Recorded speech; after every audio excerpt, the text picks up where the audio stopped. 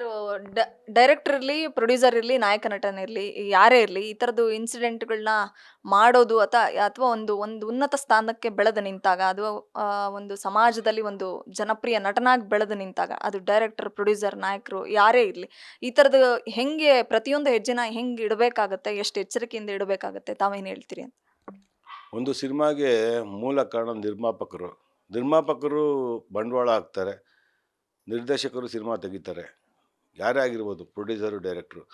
ನಾಯಕ ನಟರು ಪರದೆ ಮೇಲೆ ಕಾಣಿಸ್ಕೊಂಡು ಆ್ಯಕ್ಟ್ ಮಾಡ್ತಾರೆ. ಅವರ ಅಭಿನಯ ನೋಡಿ ಅವರ ಅಭಿಮಾನಿಗಳು ಅವರ ಅಭಿನಯ, ಅವ್ರು ಮಾಡೋ ಒಂದು ಪಾತ್ರ ನೋಡಿ ತುಂಬ ಜನ ಅದನ್ನು ಕಲ್ತಿರೋರು ಇದ್ದಾರೆ. ಉದಾಹರಣೆಗೆ ಎಷ್ಟೋ ಎಕ್ಸಾಂಪಲ್ ನಮ್ಮ ಕಣ್ಮುಂದೆನೇ ಇದೆ. ಹೀರೋ ನೋಡಿ ಫಾಲೋ ಮಾಡುವಂಥವ್ರು, ಅವ್ರ ಫ್ಯಾನ್ಸ್ಗಳಾಗಿರ್ಬೋದು, ಅವ್ರ ಅಭಿಮಾನಿಗಳು ತುಂಬ ಜನ ಹೀರೋ ನೋಡಿ ಒಂಥರ ಇಷ್ಟಪಟ್ಟು ಅವರ ಹಾದಿಲೇ ನಡೆಯೋಕ್ಕೆ ಇಷ್ಟಪಡ್ತಾರೆ. ಅದೇ ರೀತಿ ಯಾವೊಬ್ಬ ಪ್ರಕೃತಿಯಲ್ಲಿ ಅದೆಲ್ಲರೂ ಗೊತ್ತಿರೋ ಸಂಗತಿನೇ. ಸೊ ಹಂಗಾಗಿ ಒಂದು ಸಿನಿಮಾಯಿಂದ ಜನತೆಗೆ ಒಳ್ಳೆಯ ಉದ್ದೇಶ, ಒಳ್ಳೆ ಮೆಸೇಜ್ ಕೊಡುವಂಥ ಒಂದು ಕರ್ತವ್ಯ ಬೇಕು ಹೊರತು ಈ ರೀತಿ ಆಗಬಾರ್ದು ಅಂತ ನನ್ನ ಭಾವನೆ.